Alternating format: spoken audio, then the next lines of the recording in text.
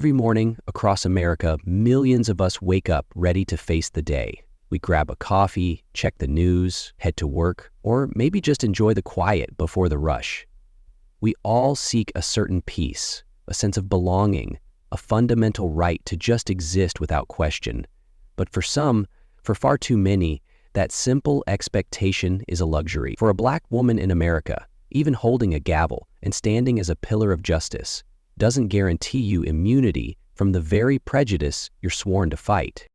Today, you're going to hear a story that will make your heart pound, your blood boil, and ultimately your spirit soar. A story of dignity confronted by ignorance, of a system on trial, not just an individual, and of one woman's unwavering courage in the face of an injustice so raw it could have been ripped from yesterday's headlines. This isn't just a legal drama. This is a mirror reflecting the realities many of us face, the unseen gauntlet we run each day. And it's a powerful reminder that even in the darkest moments, the fight for justice, for dignity, is never truly lost.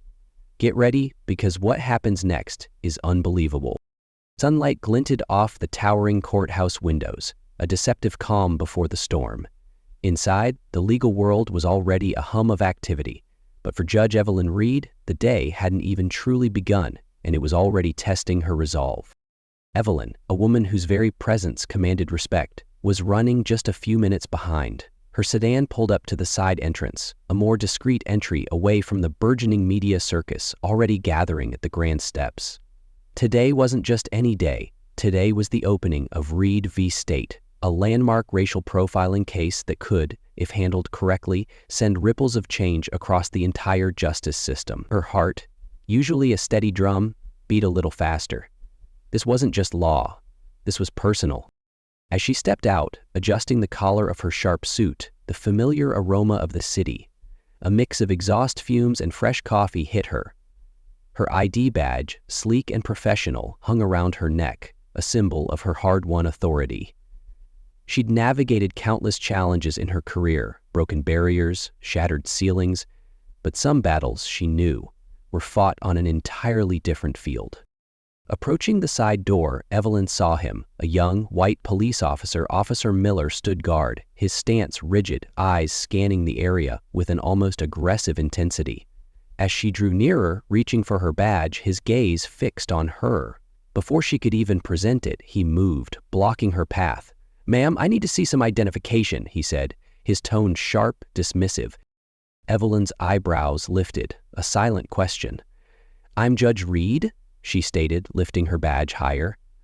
"I'm presiding over the Jones case this morning." His eyes, cold and calculating, didn't even glance at the badge. They swept over her, a quick, judgmental assessment. That familiar burn of anger, deep and hot, began to rise in her chest. But her face remained composed. "There's been an incident nearby, and you match the description of someone involved. I'm going to need you to answer a few questions." The irony was a suffocating weight. Here she was, about to oversee a trial about the very injustice she was experiencing. It wasn't just demeaning, it was a stark reminder of a truth she carried deep in her bones. "Officer," she said, her voice steady despite the quickening pulse in her wrists. "I don't have time for this. The trial starts in less than 10 minutes, and I need to get inside." She held out her badge again, willing him to simply look to recognize his mistake, but he wouldn't budge. His hand hovered near his belt, close to his handcuffs. "I don't care who you say you are, ma'am," he snapped, stepping closer. "You're going to need to come with me." Evelyn's breath hitched. It was escalating. That look in his eyes, a mix of suspicion and contempt, was tragically familiar. She'd seen it countless times growing up. It wasn't about her being a judge. It was about her being Black. Before she could respond, another voice cut through the tension, clear and firm. "What's going on here?" Evelyn turned to see Sergeant Thomas, an older, seasoned Black officer, approaching. His face, initially surprised, morphed into concern as he recognized her. "Judge Reed, is everything all right?" Evelyn simply nodded, her jaw still clenched. Sergeant Thomas shot a piercing glance at Officer Miller. "Stand down," he ordered, his voice brooking no argument. Miller, still bristling, took a reluctant step back. "She matches the description." he muttered under his breath. "That's the judge, Officer Miller," Sergeant Thomas snapped, his voice barely controlled. "Do you want to lose your job?" Miller mumbled something incoherent, finally backing away completely. Evelyn took a deep breath, forcing herself to remain calm. Losing her temper now would only fuel the narrative of someone like Miller. "Are you all right, ma'am?" Sergeant Thomas asked, his voice softening. Evelyn nodded, her jaw still tight. "I'm fine, thank you." Without another word, she turned and walked into the courthouse, the sterile halls offering the familiar comfort of routine.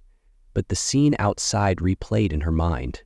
Racism was no stranger, but for it to happen like this, on this day, at this trial, it was almost too much to bear. The familiar sterile halls of the Atlanta courthouse offered Evelyn a strange comfort, a predictable embrace after the shocking unpredictability of her morning. She walked with a purpose, the weight of her robe a reminder of the immense responsibility resting on her shoulders. Inside the courtroom, a hush fell as she entered, the rhythmic click of her heels the only sound.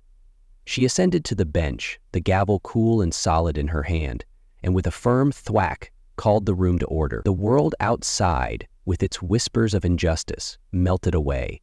Now, only the pursuit of truth remained. The trial began, a meticulously choreographed dance of legal arguments. But for Evelyn, it was more than just a case. It was a mirror reflecting a lifetime of experiences. Her mind, despite her efforts to remain impartial, kept drifting back to Officer Miller's sneering face, the casual way he had judged her, the swift assumption of criminality based on nothing more than her skin. It felt unsettlingly close to the heart of the matter before her. Then came the first witness, Marcus M.J. Jones himself. Evelyn leaned forward slightly as he took the stand, a young man whose eyes held a weariness that belied his age. His testimony was raw, unpolished, and painful in its simplicity. He described being stopped by the police while simply walking in his own suburban Atlanta neighborhood, heading to meet a rideshare. He hadn't done anything wrong, hadn't even been acting suspiciously, yet he was treated like a criminal, handcuffed and humiliated right there on his own street, in front of his neighbors. Evelyn felt the full weight of his words. She had heard stories like this countless times from countless others, but today, after her own morning ordeal, it hit differently. It wasn't just about MJ. It was about every Black person who had ever been made to feel out of place in a place they belonged. It was about her. Halfway through MJ's powerful testimony, the door at the back of the courtroom creaked open. Evelyn's heart gave a sickening lurch. There he was, Officer Miller, the same young officer who had stopped her just hours before. He walked stiffly, his face pale and tense, making his way toward the witness stand. Evelyn's eyes followed him, every nerve in her body on edge. This couldn't be. This wasn't happening. The prosecutor, Samantha Green, rose, addressing the court. "We would like to call Officer William Miller to the stand." Evelyn hadn't even caught his first name that morning. Now, she watched as he took the stand, his movements stiff and awkward. She had to remind herself to remain impartial, to stay professional, but it was hard. This was the man who had looked at her not as a judge, but as a suspect. Miller shifted in his seat, clearly uncomfortable. The prosecutor began questioning him, asking him to describe his role in Marcus Jones's arrest. "I was patrolling the neighborhood when I saw Jones," Miller began, his voice lacking the confidence he had shown earlier. He looked out of place, like he didn't belong there." Evelyn's grip on her gavel tightened. Out of place, that phrase. She'd heard it too many times. She knew, deep down, it was code. It was code for "he was Black and I didn't think he should be there." The prosecutor pressed on, her tone sharp. "What exactly made Mr. Jones look out of place, Officer Miller?" Miller fidgeted in his seat. He was acting nervous, looking around. It seemed like he was up to something. Evelyn felt the anger rising again. She had reviewed the case file. Jones had simply been waiting for his rideshare. There was no crime, no suspicious behavior. He had simply been a Black man in the wrong place at the wrong time in the eyes of the police. The prosecutor wasn't letting up. "Did you find anything on Mr. Jones that suggested he had committed a crime?" Miller hesitated, his face flushing. "No," he admitted. "We didn't." The room was silent, the tension thick and palpable. Evelyn glanced at the jury, watching their reactions. Some were clearly moved, others seemed conflicted. But the truth was plain as day. Marcus Jones had been arrested for nothing more than being black. Miller's testimony continued, his story unraveling with every question. Small inconsistencies began to appear, his version of events falling apart. Evelyn watched him closely, noticing how his eyes kept flickering toward her, filled with discomfort. He knew who she was now, and he knew exactly what he had done. When the prosecutor finally finished, Miller looked like a shell of the man who had tried to detain her outside the courthouse. Evelyn felt no pity for him, but she did feel the immense weight of what was happening. This wasn't just about one case. It was about a system that had allowed people like Miller to operate unchecked for far too long. The trial continued, a relentless march toward clarity.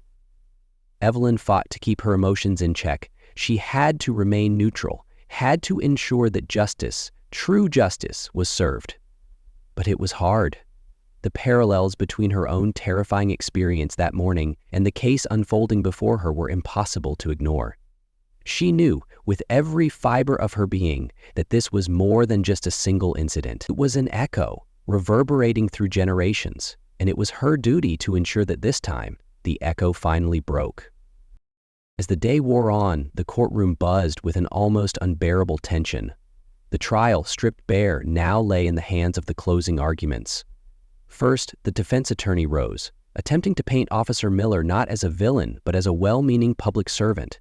He spoke of an honest mistake, of split-second decisions made under pressure, of a young officer genuinely believing he was protecting the community. He tried to humanize Miller, to chip away at the narrative of racial bias, suggesting it was simply a misjudgment, not malice.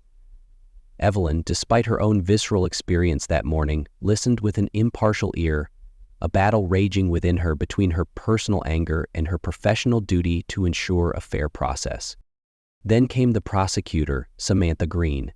She rose, her voice cutting through the thick air, steady and powerful. She turned to the jury, her gaze sweeping across their faces. "This case," she began, her voice gaining momentum, "is not just about Marcus Jones. It's not just about Officer Miller. This case is about a pattern that we've seen too often in our justice system, a pattern that gnaws at the very soul of justice in our nation." She spoke of officers like Miller, trained or conditioned to see a young black man in a neighborhood and assume he must be up to no good. She spoke of how this insidious assumption leads to wrongful arrests, to public humiliation, to shattered trust, to an injustice that echoes through generations. "It's time," she concluded, her voice ringing with conviction, to say, "Enough." The courtroom was utterly silent as Samantha's words sank in, heavy with truth. Evelyn could feel the shift in the room, a subtle but profound understanding settling over the jury. They were listening, they understood. When the final arguments concluded, Evelyn dismissed the courtroom for the day, but she remained seated on the bench for a long moment. Her mind raced, a torrent of thoughts and emotions. She had done her job, presided over the case fairly, ensuring every voice was heard.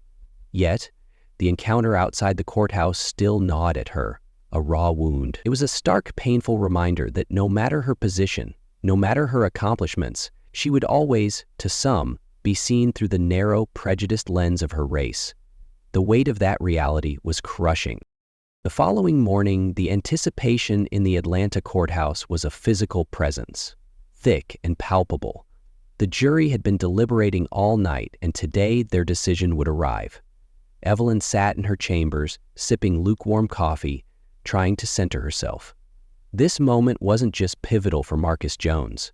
It was pivotal for countless others watching, for the very fabric of justice. This trial had become a national symbol, picked up by news outlets far beyond Atlanta, representing the systemic biases still plaguing law enforcement. Her mind drifted back to Officer Miller on the stand. He had been clearly shaken, his testimony unraveling, realizing his actions, his biases, could tear apart the very system he was a part of. Evelyn had seen the subtle cracks in his voice, the tension in his face. Miller wasn't just an outlier, he was a product of a flawed institution. This case, she knew, was about more than just making an example of one officer. It was about pushing a conversation that America had avoided for too long. She had a duty to deliver justice in this case, but the broader responsibility she felt was immense. A soft knock on her door broke her reverie. Her clerk Emily entered, holding a folder. "The jury's ready," she said softly. Evelyn nodded, rising, smoothing her robe. She took a deep breath. "Let's do this." As she made her way back to the courtroom, the sound of her footsteps echoed in the hallway. The tension wasn't just in the courtroom anymore. It was everywhere, pressing in from all sides. An unspoken anxiety carried by everyone. Inside, the atmosphere was stifling. Reporters packed the gallery, pens poised, cameras ready. The families of both Marcus Jones and Officer Miller sat in the front rows, groups tense and waiting. Evelyn took her place at the bench, her gaze briefly settling on Marcus Jones. He sat with his lawyer, his face somber, but a glint of hope shone in his eyes.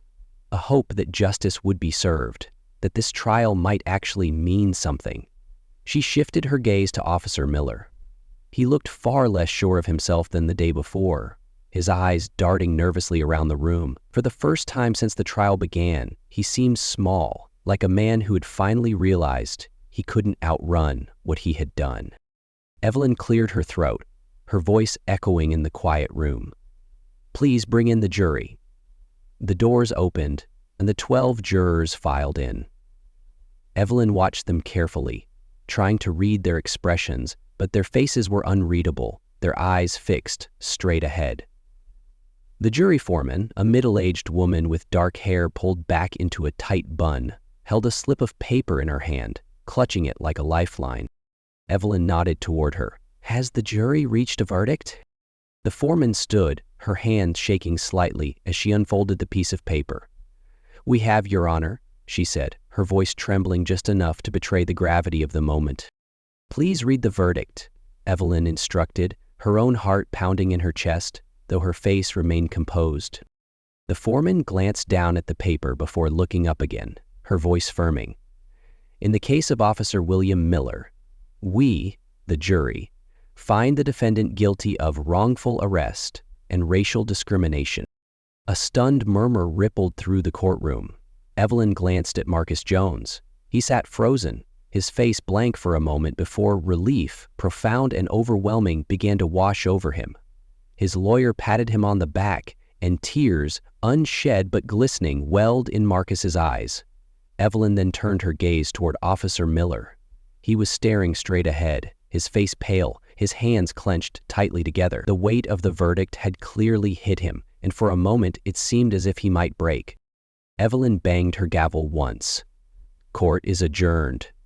The room began to stir, reporters scrambling for the exits, people filing out.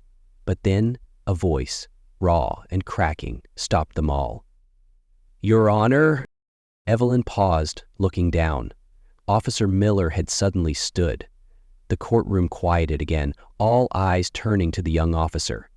He was visibly shaking now, his face pale as he struggled to find the words, a truly unexpected twist in the narrative of the courtroom drama. The air crackled with anticipation, everyone wondering what could possibly come next. I need to say." Officer Miller swallowed hard, his gaze falling to the floor. The young officer, who had projected such cold authority just hours ago, was visibly shaking, stripped bare of his arrogance by the weight of the verdict. "I thought I was doing the right thing. I thought I was protecting the community, but I was wrong." His voice wavered, thick with raw emotion. "I see now that I let my assumptions, my prejudices, cloud my judgment. And I'm sorry." The silence in the room was deafening. Evelyn felt her breath catch in her throat. An apology. Yes, it was an apology. But was it enough? Could it undo what had been done? She thought about all the times she had been in Marcus Jones's shoes. Stopped for nothing more than being black. Made to feel like a criminal in her own neighborhood. She knew with a certainty that chilled her that this apology, however sincere it felt in this moment, wouldn't erase those experiences, wouldn't mend the deep-seated mistrust, wouldn't change the countless other lives already fractured by similar actions. She met his eyes, her voice steady but firm. "Your apology is noted, Officer Miller, but the harm caused by your actions, by actions like yours, runs deep. It affects lives, families, and entire communities. Saying sorry doesn't fix that." Miller winced, but he didn't back down. "I know, I screwed up. I know I let my biases take over, and I'm trying to understand that now. But it's not as simple as just unlearning everything overnight. I've been taught to see things a certain way, and I didn't question it until now." For a brief second, Evelyn saw a flicker of something new in his eyes, not defiance, but a nascent, painful understanding. He simply stood there, accepting the consequences of his actions. The courtroom slowly began to empty, reporters scrambling for the exits, families gathering their belongings. Evelyn remained seated, watching as Marcus Jones hugged his family, his face a mix of profound relief and exhaustion. Officer Miller stood quietly by the exit, waiting to be escorted out, the weight of his guilt heavy on his shoulders.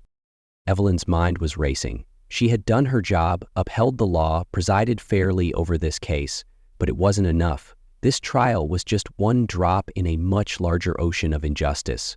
For every Marcus Jones who received a semblance of justice, there were countless others whose stories would never be heard, whose cases would never even make it to a courtroom. Suddenly, the door to the courtroom opened again. Sergeant Thomas, the older officer who had intervened that morning, walked in. Evelyn looked up, surprised to see him. He approached her quietly, his face a mix of concern and something else, something like hope.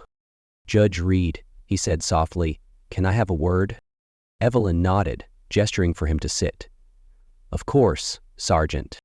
Thomas sat down, folding his hands in front of him. "I just wanted to say thank you." Evelyn raised an eyebrow. "For what?" "For handling this case the way you did," Thomas replied, his expression thoughtful. "For holding us accountable. We need that. The system needs that."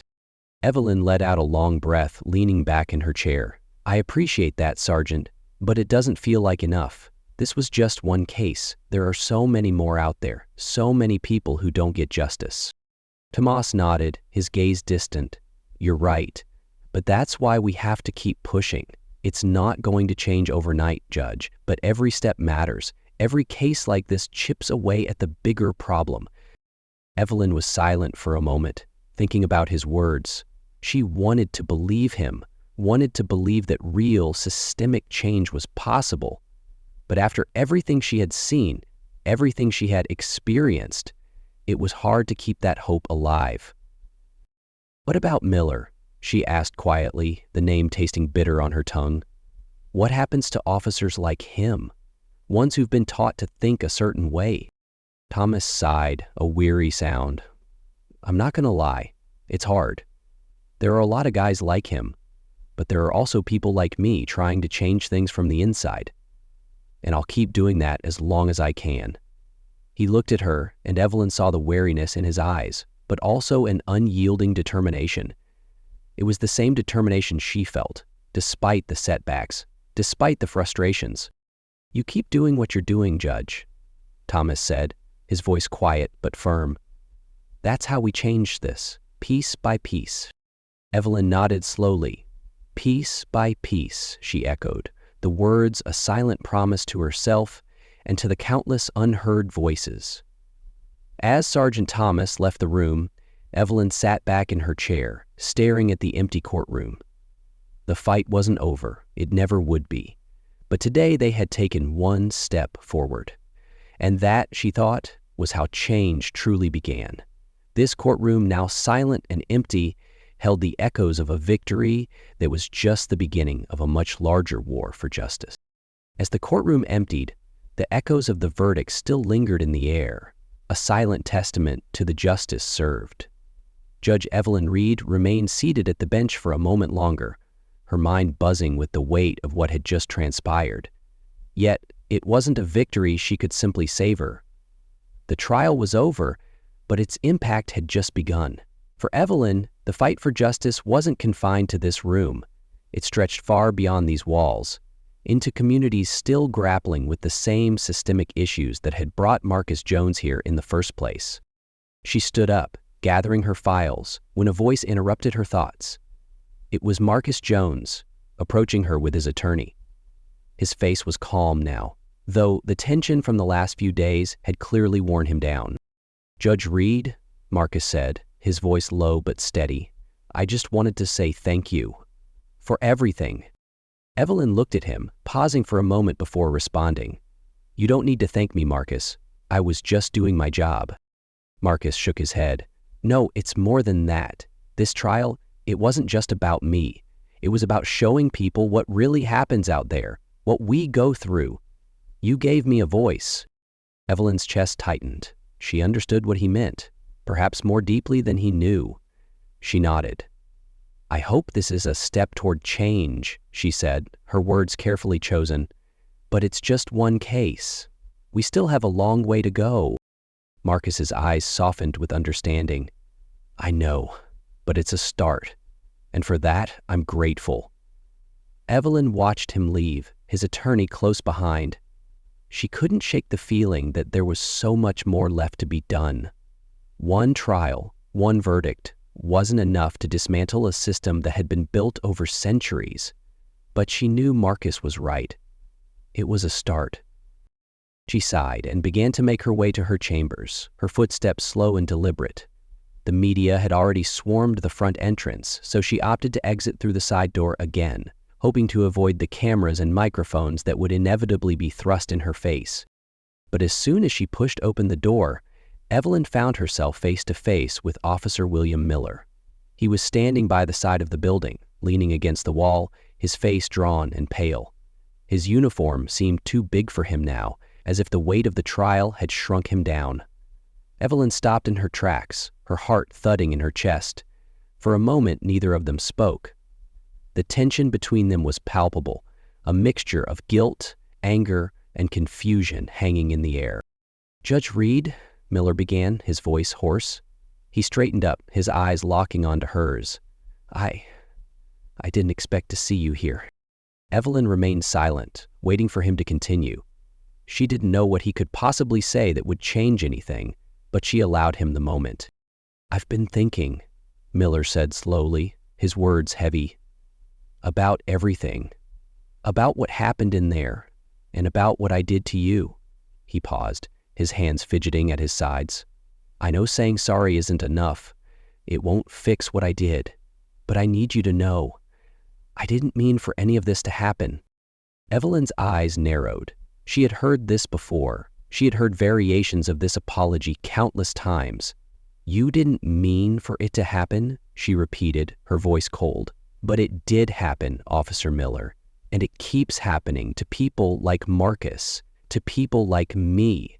So forgive me if I'm not moved by your remorse right now." Miller winced, but for the first time he didn't back down. "I know I screwed up. I know I let my biases take over, and I'm trying to understand that now. But it's not as simple as just unlearning everything overnight.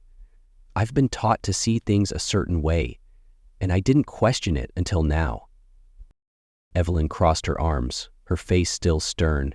"And what changed now? The fact that you got caught, or the fact that someone finally called you out on it?"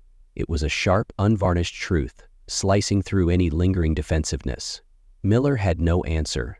He simply stood there, defeated, and for the first time, Evelyn saw a flicker of genuine understanding in his eyes, a raw, painful dawning of self-awareness. It wasn't forgiveness she felt, not yet, but a faint glimmer of possibility. She turned and walked away, leaving him standing there, his guilt a visible shroud. The fight, Evelyn knew, was far from over. It never truly would be. But as she left the courthouse, the setting sun painting the Atlanta sky in hues of orange and purple, she carried with her the echo of Sergeant Thomas's words, piece by piece. Today, a piece had been moved.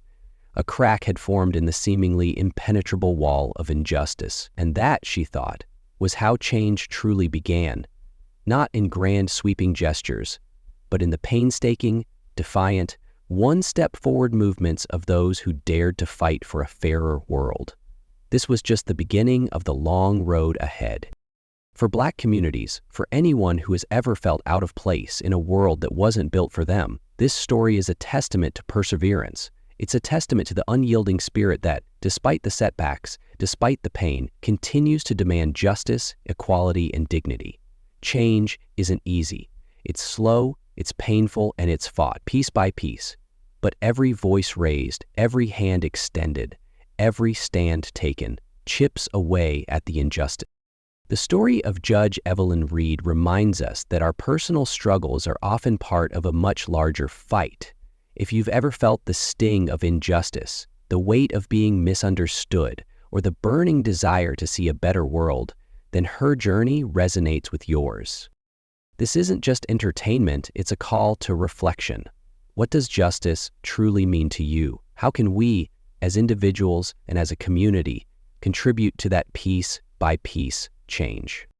If this story moved you, if it sparked a fire in your heart or simply opened your eyes, then join our community. Subscribe to our channel right now to hear more powerful, true stories that inspire, challenge, and connect us all.